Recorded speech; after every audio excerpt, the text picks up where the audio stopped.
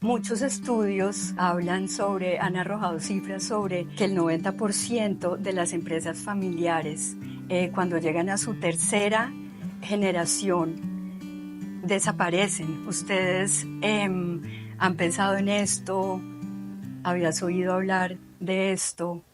Del deseo de contar historias de vida, narrativas que sean inspiradoras, conversaciones humanas, cercanas, nace Un Café con la Sierra.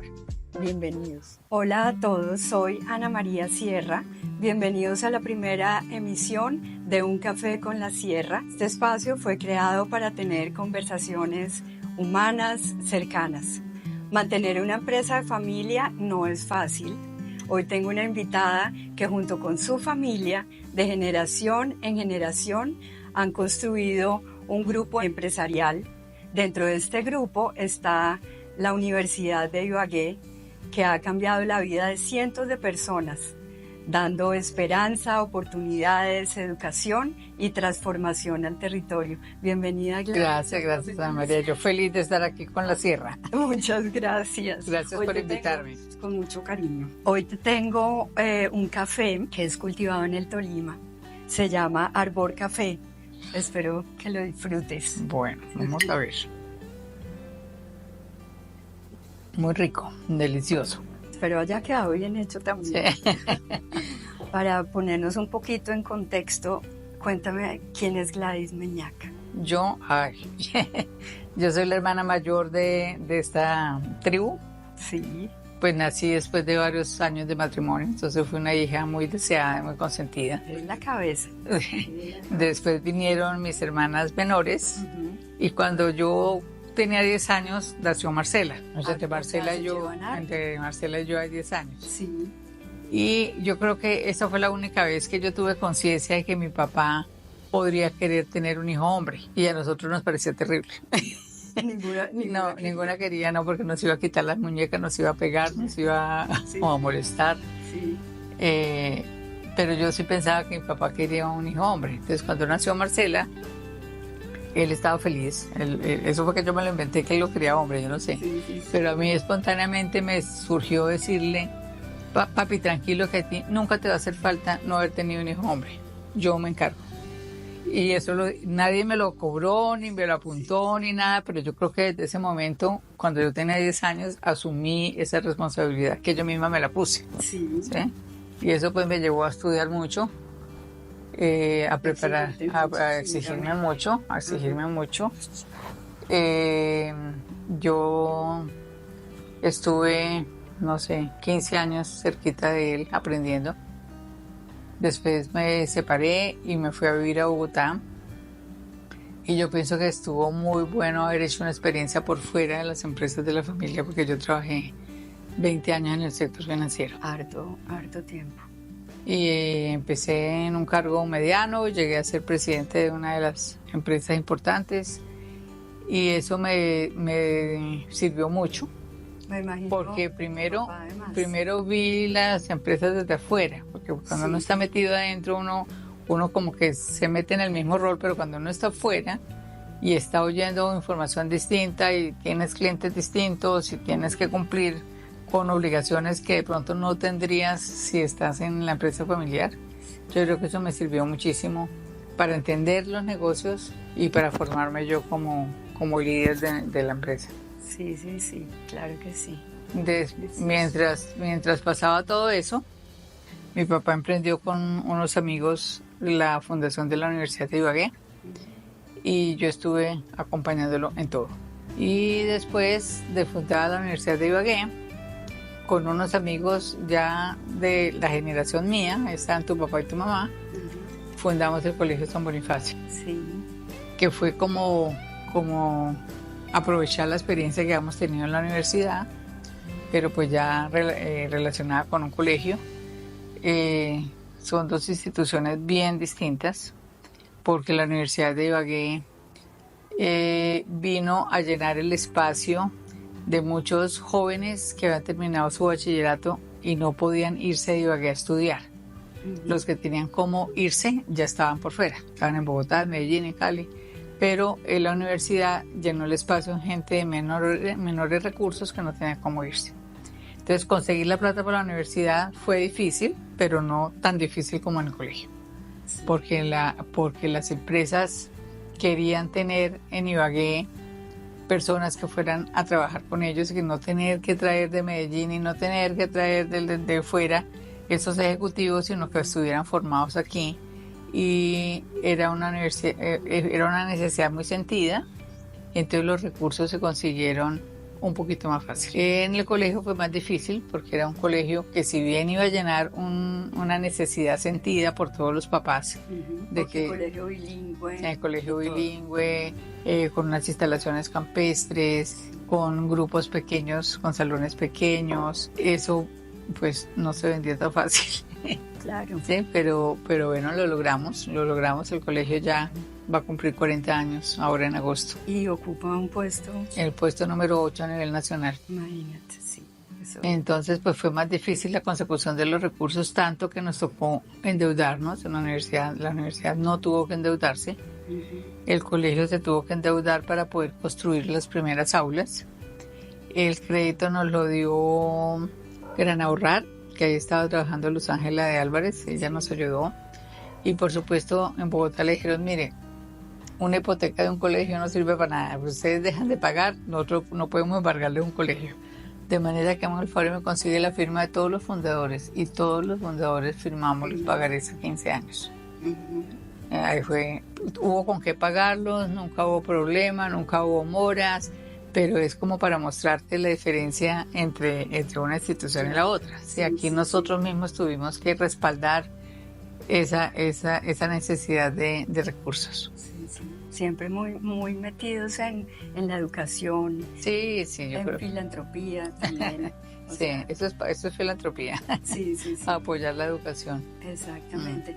Gladys, para ti, ¿qué es la familia? ¿Qué significa la familia? La familia es como todo, es lo que le da a uno razón de vivir, esperanza, tranquilidad. Ya en estos momentos difíciles del país y del mundo, pienso que tener una familia da como un reposo que le permite a uno sacar optimismo de donde sea. Uno no puede sentarse, cuando uno tiene una familia grande, uno no puede sentarse a criticar y decir que todo está mal y que nos vamos a hundir y que qué vamos a hacer y que para dónde nos vamos, porque no nos vamos a ir para ninguna parte. Aquí nos vamos a quedar. Entonces ahí tiene que sacar una esperanza, fuerza para trabajar. Se recibe mucho amor. Mi familia es adorada toda. No hemos tenido problemas. Estoy de acuerdo. Eso no quiere decir que nunca pase, pero sí, como lo normal. Sí. No, que pueda pasar en el futuro uno no sabe. Pues la tercera generación es muy respetuosa. Todos se prepararon muy bien, que es otra cosa que pasa, que a veces en las familias parte de que se acaba esa sociedad pronto es porque los segundos y terceras estaban pasando rico y no le dedicaron mucho tiempo a estudiar, que era hacer un esfuerzo. Sí. Estos muchachos todos se prepararon muy bien. Bueno, pues hablan 2 o 3 idiomas. Unos pocos trabajan ya con nosotros, otros están haciendo su vida por fuera. Sus hijos también son muy queridos. Ellos todavía tienen en su imaginación a los abuelos. Eso es bonito. Mis nietos, que son los mayores, mi papá los conoció cuando tenían meses, o sea que ellos no se acuerdan de mi papá, pero lo han oído nombrar tanto y está tan presente en todas partes que ellos hablan del abuelo. Ellos hablan del abuelo como si lo hubieran conocido. Si lo hubieran tenido ahí. Eso se va perdiendo, porque en la medida cuando ya los hijos de ellos ya ni siquiera van a oír hablar de los abuelos, ¿sí? de mi papá. Es el caso de mi abuela Gilla también, pues que mis sobrinos chiquitos no se acuerdan de ella, pues puede que los haya cargado, pero se habla de ella mucho y por eso sí. Están presentes, todavía están presentes. Sí. Muchos estudios han arrojado cifras sobre que el 90% de las empresas familiares, cuando llegan a su tercera generación, desaparecen. ¿Ustedes han pensado en esto? ¿Habías oído hablar de esto? Sí, eso es una realidad no solo en Colombia, sino en todas partes del mundo. y pues tiene una razón muy obvia, es que las familias van creciendo y los intereses de las personas que hacen parte de esa familia son distintos, no están necesariamente alineados con lo que pensó el fundador cuando inició la empresa. Eso pasa, es humano también de que la gente quiera hacer proyectos diferentes. Nosotros fuimos conscientes de eso hace muchos años.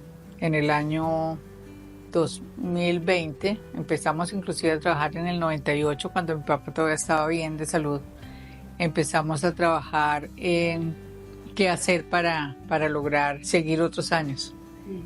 Y con una muy buena asesoría hicimos un protocolo de familia en el que trabajamos por lo menos 2 años antes de lograr lo que finalmente firmamos. Okay. Fue un trabajo muy interesante, emocionalmente muy duro, porque sentarse uno a pensar qué quiero hacer cuando se muera mi papá es bastante complicado. La persona que nos ayudó tenía mucha experiencia, entonces eso hacía que los momentos difíciles se superaran también. Sí. Y cuando ya las 5 hermanas estábamos de acuerdo, entonces empezaron las reuniones con los núcleos familiares de esas 5 hermanas. Fue otro proceso largo. Pues muchos de nuestros hijos todavía eran menores de edad y no pudieron participar. Los que ya eran mayores de edad sí participaron, nuestros esposos. Y cuando ya había como un panorama claro, nos sentamos con mi papá. Fue el último. Pero él lo sabía. Claro, él lo pagó. Lo que estaban haciendo. Sí, él sabía lo que estábamos haciendo. Inclusive yo varias veces le consulté cosas yo solita. ¿Y la iniciativa fue tuya? Sí, con Marcela. Marcela y yo fuimos las que le propusimos que ya que estábamos todos bien y que las empresas estaban bien, era el momento de sentarnos a pensar qué era lo que íbamos a hacer. Y con un agravante, y es que el hecho de que no hubiera hermanos hombres pues hace que las cosas haya que planearlas mejor, porque cuando hay un hermano hombre y si acaso es el mayor, pues las cosas como que arrancan por donde debe ser, ¿sí? Sí. Sin que haya mucha discusión. Él fue el último que participó en el trabajo. Yo creo que no nos hizo cambiar nada, solamente nos hizo incluir cosas muy, yo creo que emocionales, como por ejemplo que si él faltaba primero que mi mamá tenía que seguir viviendo en las mismas o mejores condiciones en las que había vivido mientras él estaba con nosotros. Otra, 2, 3 cosas que incluyó es que mientras estemos, por lo menos las hijas vivas, debemos dar unas becas para sacerdotes en el seminario de acá de Ibagué. Unas becas que se pagan una vez al año y siempre hay 2 o 3 seminaristas estudiando con esas becas. La otra fue construir el oratorio de la Universidad de Ibagué y construir el oratorio del Colegio San Bonifacio. Entonces eso fue como lo principal que metió. Y fuera de eso nos ayudó a discutir cuál era el porcentaje máximo de las utilidades que podíamos repartir.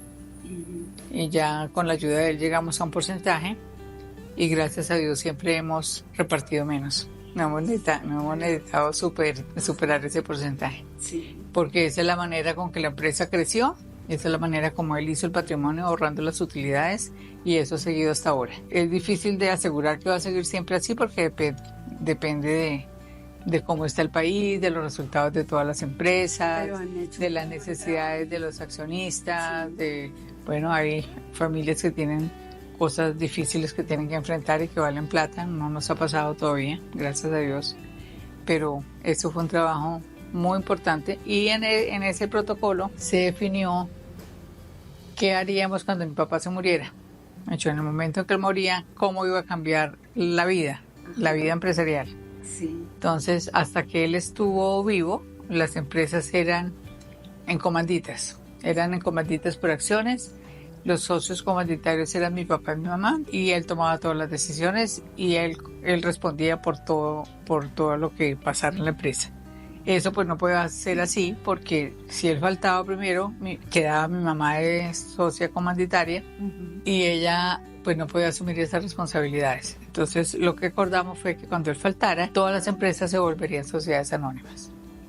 Y abrió una junta directiva donde todas íbamos a participar en las juntas directivas de las empresas, Sí. y cada junta directiva tenía un gerente que puede ser o no ser de la familia. Entonces, pues como que dejamos el camino trazado.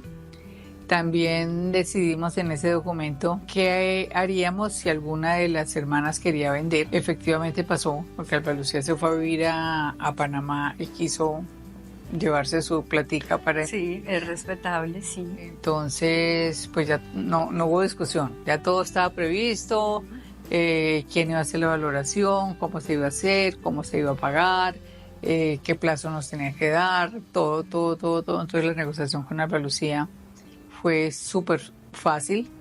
Seguimos siendo tan hermanas y tan unidas como siempre. Uh-huh. Lo único es que ella no viene a las juntas, pero el resto ella participa de todo. Sí. Uh-huh. Yo creo que fue un trabajo muy bien hecho y sobre todo hecho oportunamente. Exacto. Porque si hubiéramos esperado que alguien estuviera enfermo, él mismo, que se enfermó unos años después, o que tuviéramos algún problema, alguna empresa, una quiebra, un accidente de alguien, pues las condiciones no hubieran sido tan favorables. Sí, bastante. Eso fue en el 2006, eso fue en el 2000, él murió en el 2006 y en el 2007 firmamos el nuevo protocolo ya sin ellos. Qué buena visión, qué buena visión.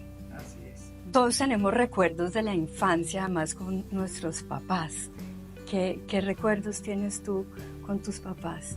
Bueno, eran muy protectores, demasiado.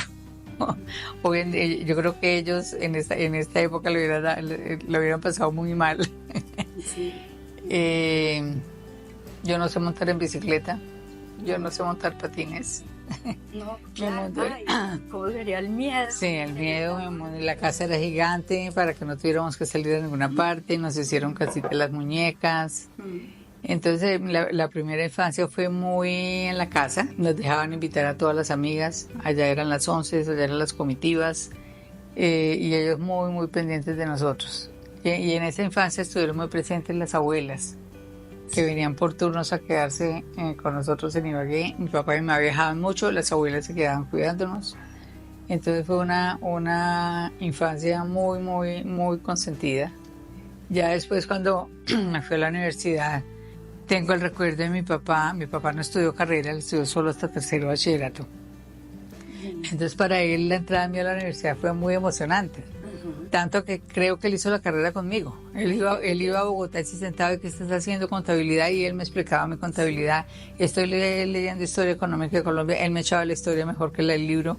Pues cuando ya llegábamos a matemáticas difíciles, pues yo era la que le explicaba. Sí. Pero yo siento que él me acompañó muchísimo durante toda la carrera. Él aquí en Ibagué y yo en Bogotá, ¿sí? Sí. Pero él se buscaba la manera de ir a acompañarme. De pronto era vigilarme también, ¿no?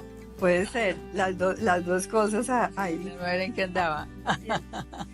Y cuéntame ese consejo que tú te acuerdas que tu papá te haya dado y que haya sido pilar para todo este proceso de tu vida. Él tenía varios consejos que nos los daba a muchos, pero hay uno que es súper importante y es que uno tiene que ser duro con los problemas, amoroso con las personas. O sea, uno no puede acabar una persona por cuenta de un problema. El problema hay que solucionarlo, las personas hay que quererlas y respetarlas. Y yo creo que eso es clave. Yo creo que tenemos unas excelentes relaciones con nuestros funcionarios, con los empleados, no importa el nivel de su cargo. Seguramente habrá uno que otro que tendrá un recuerdo malo, pero yo digo que mi papá era como un Papá Noel, que todo el mundo lo quería. Pues seguramente hay personas que sienten algo. Y recuerdan sí. de tu papá. Sí, eso es difícil repetirlo porque además los tiempos han cambiado, pero yo creo que la gente que trabaja con nosotros nos quiere. Y eso es el resultado de ese consejo de que hay que luchar para sacar adelante las cosas, pero no maltratar a las personas. ¿Crees que las personas que han estado a tu alrededor te han influido positivamente en tu vida? O sea, tu familia, obviamente que sí, tus papás. Sí, sí, aparte de mi familia, yo pienso que uno cuando está joven aprende mucho de los jefes y yo tuve jefes muy buenos. Algunos siguen siendo amigos míos. Entonces eso también le forma a uno como una manera de trabajar y de solucionar y de ver las cosas que uno aprende. Uno se vuelve como un pedacito de cada jefe, como sacando lo bueno de aquí, lo bueno de acá. Sí. Tuve muy buenas compañeras de trabajo. Todavía somos amigas, todavía soy amiga de mis jefes, algunos han muerto ya. Pero yo pienso que tuve suerte de estar siempre en sitios donde la gente era increíble. A mí nunca me pidieron hacer nada que yo no estuviera de acuerdo, nunca me presionaron para firmar algo que yo no quisiera. Tenía un jefe que yo le iba a preguntar, ¿qué hago, doctor, qué hago en tal cosa? ¿Usted qué haría? No me pregunte, dígame usted qué haría, haga eso, si eso es lo que usted cree, eso es lo que tiene que hacer, vaya y responda. Sí. Porque uno trata como de ir a compartir la responsabilidad con el jefe para no sentirse uno solito, pero él me decía, no, es lo que usted, la otra vez hay que tomar una decisión durísima de una inversión. Y entonces me dijo, me quedó mirando y me dijo, haga lo que considere justo. Y yo, ay Dios mío. Bueno, y en ese caso, ¿tú qué haces? Tú, o sea, cuando tienes que tomar una decisión difícil así, que es tu responsabilidad y que solamente tuya, ¿cómo en qué te basas? A ver, yo creo que casi nunca me ha tocado tomar una responsabilidad yo sola. ¿Sí? Yo pienso que en el ámbito familiar y en el empresarial siempre hay un equipo que ayuda a que ese trabajo colectivo soporte las decisiones. Entonces finalmente hay una reunión y me miran para que yo diga si sí o no, pero es el resultado de una conversación previa o de un estudio previo o de unas cifras que alguien ha preparado para que uno revise. ¿Sí? Entonces yo creo que esas decisiones como tan unipersonales no me han tocado mucho, ¿no? Diferente a me quiero separar, eso pues sí fue, yo no tenía a quien echarle la culpa. Claro. O me quiero ir para Bogotá, esa fue una decisión también fuerte, de que yo estaba aquí cómoda, trabajaba con mi papá, y con Leonidas y yo manejábamos la empresa, los chinos felices en el campestre con todos sus primos y hacer maletas, irse uno para Bogotá, a ser empleada, a buscar puesto, a empezar de abajo para arriba, pero son pocas las decisiones que ya son como muy mías, ¿no? Como muy de mi vida, las que me ha tocado tomar sola. Gladys, ¿y cómo es un día en tu vida? Bueno, para contarte cómo es un día en mi vida, tengo que contarte primero que en el año 2000, estamos en el 25, 24, en el año 2023, pues ya va a pasar la pandemia.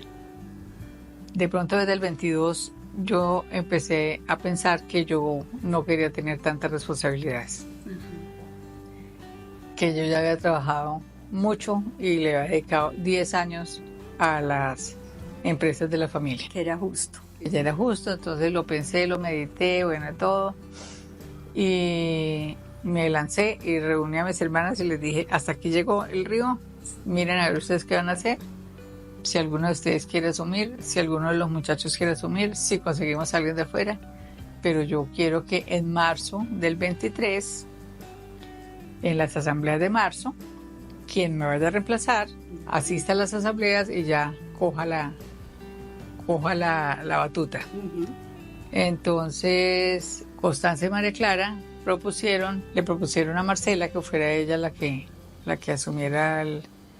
Yo pensé que ella iba a decir, no, yo tengo que consultar, ya me pensioné, yo estoy viviendo muy rico, pero no, muy, muy generosa, dijo que sí. Entonces yo entre enero y marzo le entregué a ella todo. O sea, lleva 2 años. Eso fue en el 23. Entonces empezó otro problema grave y ahora yo qué voy a hacer. Sí, ¿cómo voy a ocupar mi tiempo? Sí, ahora qué voy a hacer. Entonces...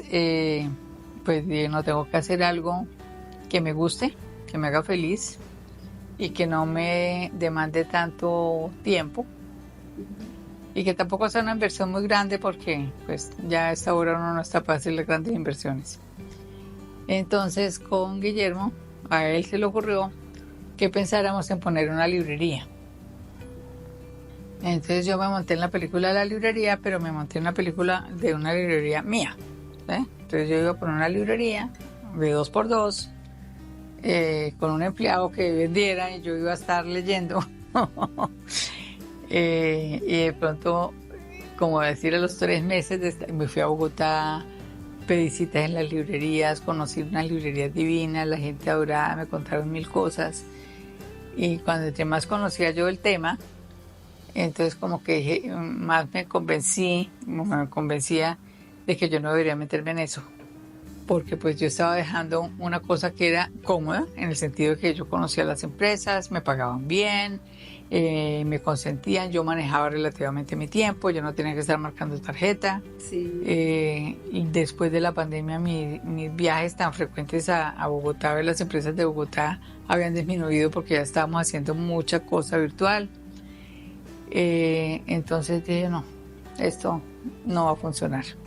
Pero en ese tiempo yo alcancé a contarle a mucha gente que estaba pensando en poner una librería y todo el mundo, no, buenísimo, una librería, ¿dónde? ¿Qué dicha? Claro. Entonces la gente empezó a preguntarme, ¿qué hubo la librería? Y yo, no, ya no lo voy a poner, ya me corrí, ya no. Entonces un día, en la casa del rector de la universidad, Alfonso Reyes, me dijo, bueno, ¿qué hubo? ¿Qué pasó con tu librería? Y le dije, no, me corrí porque creo que no voy a lograr lo que quiero, que es estar tranquila. Sí. Y haciendo algo que me gusta. Me dijo, ¿pero por qué? Entonces le dije, pues todas las consideraciones que había hecho. Y entonces me dijo, ¿y si ponemos la librería? Si la universidad pone la librería, ¿tú me ayudas? Entonces le dije, claro, pero que responda la universidad, yo le ayudo. Entonces me dijo, listo. Entonces me puso a los muchachos en la universidad, hicimos el proyecto, lo presentamos al Consejo Superior. El Consejo Superior tuvo 1000 dudas porque es un negocio muy difícil. Entonces le dije yo, hagamos una cosa, invitemos al colegio. Mucho que no sé, que la librería no sea de la universidad, sino que sea de la universidad y del colegio. Uh-huh. Entonces me dijo, bueno, ¿tú crees que digan que sí? Le digo, sí, es que la inversión no es muy grande. Entonces me fui para el colegio, hablé con el Consejo Superior, hablé con la rectora, con todo el mundo, les vendí la idea, que sí, que no, que cuánto es, que... Bueno, finalmente el colegio dijo que sí. Entonces reunimos al colegio y a la universidad. Uh-huh. Y después de todo eso le dije yo, ¿sabe qué? Eso no va a funcionar.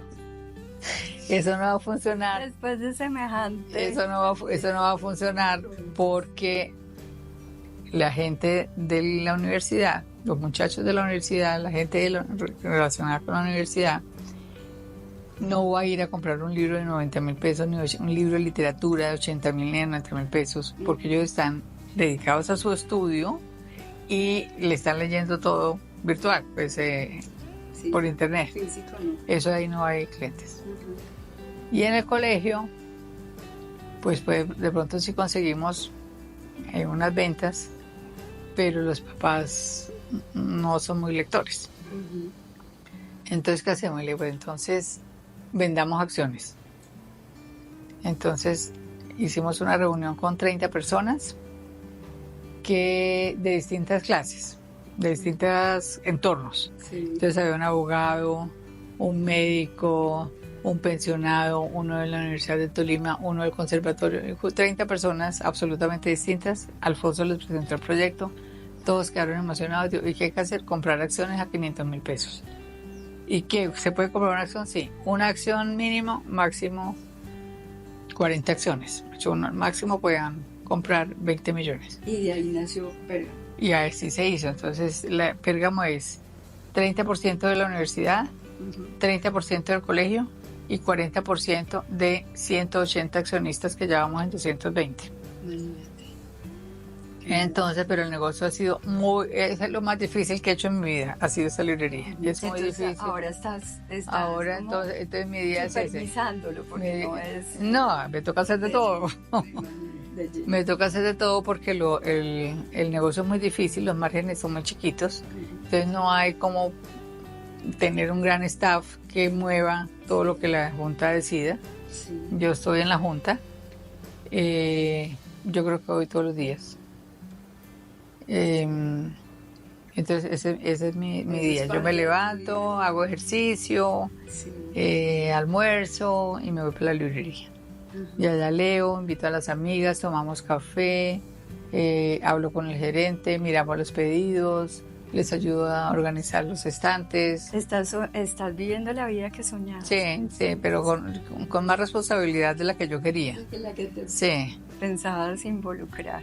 Sí, es un negocio muy, muy, muy lindo, pero muy difícil. Ay, bueno, Gladys, si pudieras transmitir un mensaje al mundo, ¿cuál sería ese mensaje? Yo creo que mi mensaje es que sin educación no vamos a salir adelante. Todo lo que tenemos educando desde chiquitos, enseñando a leer, creando un pensamiento crítico desde chiquitos. El mundo, la gente se va a formar y el mundo puede cambiar.